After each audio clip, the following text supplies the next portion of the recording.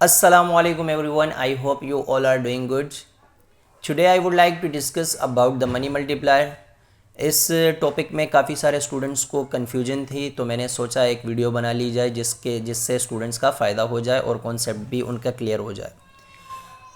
मैंने अपनी previous videos में भी बताया था कि आप जो भी टॉपिक पढ़ें या जो भी चीज़ पढ़ें, आपको पता होना चाहिए कि आपके माइंड में 2 से 3 क्वेश्चन आने चाहिए। ये हम पढ़ क्यों रहे हैं, इसका मतलब क्या है और इसका मकसद क्या है और इसके यूज़ होने का मकसद क्या है। तो चलिए मनी मल्टीप्लायर की तरफ एक छोटा सा कॉन्सेप्ट है, आई होप आपको इस वीडियो में समझ आ जाएगा।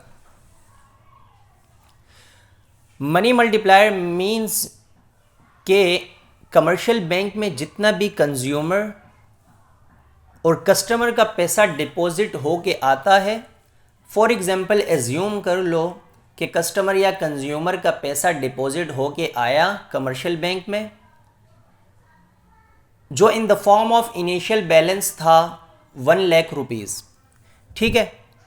तो इसके बाद जो डिपॉजिट था, हमारा इनिशियल डिपॉजिट था कस्टमर का कमर्शियल बैंक में, तो सेंट्रल बैंक क्या करता है कि एडवाइस देता है कमर्शियल बैंक को कि आपने इतने % लीगल रिजर्व रेशो रखना है और बाकी रिमेनिंग अमाउंट जो है तो वो इन्वेस्ट करनी है, बिजनेसेस में लोन प्रोवाइड करनी है।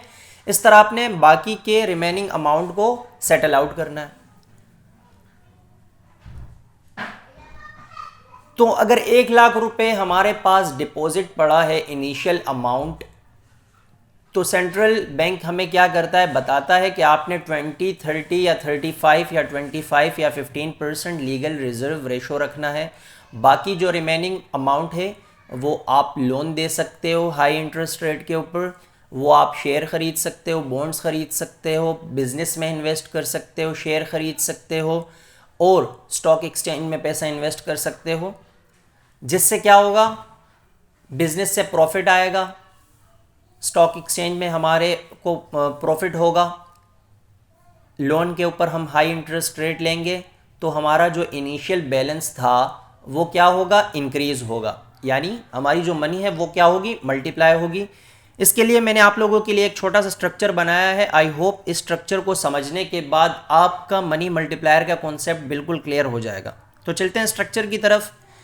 जैसे कि मैंने बताया कि एक ही हमारे पास एज्यूम करें, एक ही हमारे पास कमर्शियल बैंक है जिसमें पब्लिक का डिपॉजिट पड़ा है 1000 रुपये। सेंट्रल बैंक ने एडवाइस किया कि आपने रखना है 20% LRR लीगल रिजर्व रेशो। 1000 का जब मैंने 20% लीगल रिजर्व रेशो रखा तो 200 मेरे पास रिजर्व रेशो में आ गया। रिजर्व रेशो इसलिए कमर्शियल बैंक में रखा जाता है कि खुदा नख्वास्ता कहीं पर पब्लिक को, कंज्यूमर को, कस्टमर को पैसे की नीड हो तो वो जब पैसा निकाले बैंक से तो उस वक्त बैंक में पैसा अवेलेबल हो। ऐसा ना हो कि बैंक सारा पैसा इन्वेस्ट कर ले और कस्टमर और कंज्यूमर के लिए पैसा ही ना बचे बैंक में, तो फिर पब्लिक कहाँ से बैंक में पैसा रखवाएगी। तो जो 80% रिमेनिंग अमाउंट है, एज्यूम करे एक ही बैंक है और एक ही शख्स को मैंने क्या करना है, लोन प्रोवाइड करना है। मैंने 80% लोन प्रोवाइड किया हुनैद को हाई इंटरेस्ट रेट के ऊपर। हुनैद ने क्या किया कि उस 800 रुपये के गुड्स और प्रोडक्ट्स ख़रीदे सेलर से।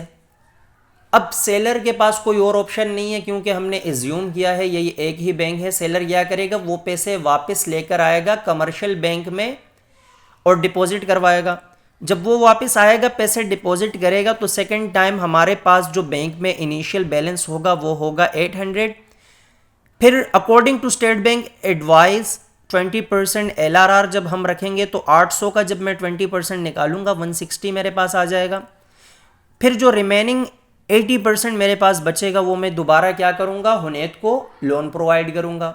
जब लोन प्रोवाइड करूंगा वो दोबारा से क्या करेगा, गुड्स प्रोडक्ट्स खरीदेगा और सेलर क्या करेगा, कोई और ऑप्शन है नहीं। हमने एज्यूम किया है कि वर्ल्ड में पूरा एक ही कंट्री में पूरा एक ही कमर्शियल बैंक है, तो वो क्या करेगा, फिर आके डिपॉजिट करवाएगा बैंक में पैसे। जब वो डिपॉजिट करवाएगा तो फिर हमारे पास जो इनिशियल बैलेंस होगा वो 640 होगा। फिर 640 का हम 20% निकालेंगे, रिमेनिंग जो है तो वो लोन प्रोवाइड करेंगे हाई इंटरेस्ट रेट के ऊपर। मनी की सर्कुलेशन हो रही है बैंक के अंदर और मनी मल्टीप्लाई भी हो रहा है अगर आप देखें तो। अच्छा, ये प्रोसेस कब तक चलेगा? This process will be continue will total deposit become zero, जब तक टोटल इनिशियल बैलेंस हमारे पास ज़ीरो नहीं हो जाता तब तक ये जो है तो प्रोसेस चलता रहेगा।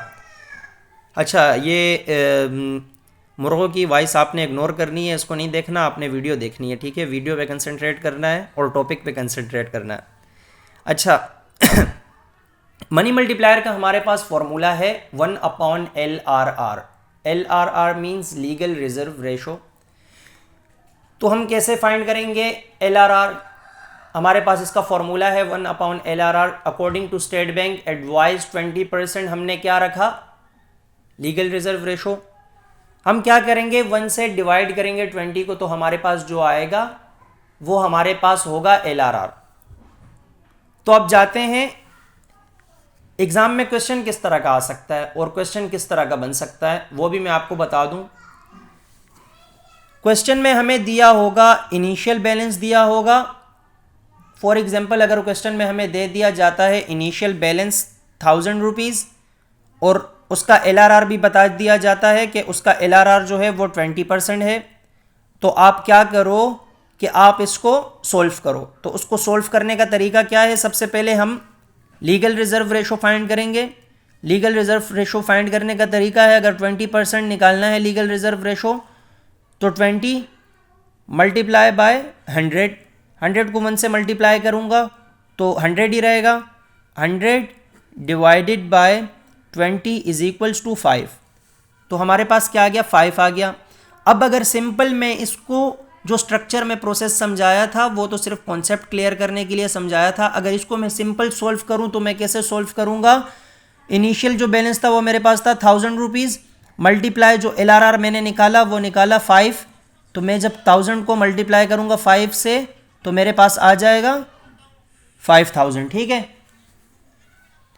तो ये हमारे पास क्या आ गया? हमारे पास जो मनी मल्टीप्लाई हुई इनिशियल मेरे पास थी 1000 रुपीज़, मल्टीप्लाई होने के बाद हुई 5000 रुपीज़। तो जो पूरा स्ट्रक्चर मैंने आपको समझाया इस तरह हमारा मनी मल्टीप्लायर का प्रोसेस होता है, मनी मल्टीप्लाई होती है, जिससे हमारी इनिशियल बैलेंस पहले कितनी थी? 1000 थी, अब कितनी हो गई है? 5000। तो ये हमारा पूरा जो कॉन्सेप्ट था वो मनी मल्टीप्लाई का कॉन्सेप्ट था। आई होप आप सबको समझ आ गया होगा। अगर कोई भी क्वेरी हो इस टॉपिक से रिलेटेड तो आप कमेंट सेक्शन में बता सकते हैं। Thank you. आज के लिए इतना ही, मिलते हैं नेक्स्ट टॉपिक में।